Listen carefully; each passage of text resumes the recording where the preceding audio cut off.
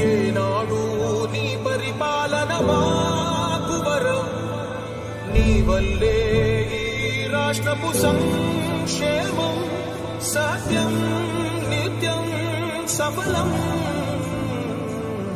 జనగణ మంగళ నాయకుడా, ఘనమగు చరితల నాయకుడా, పలుతరములు మము పరిపాలించర స్వామికుడా.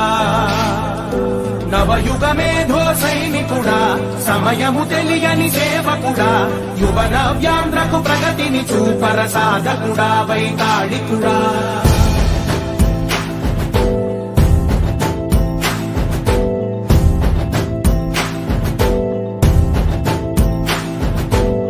ప్రతి ఇల్లు నిన్నే నిన్నే పిలిచింది,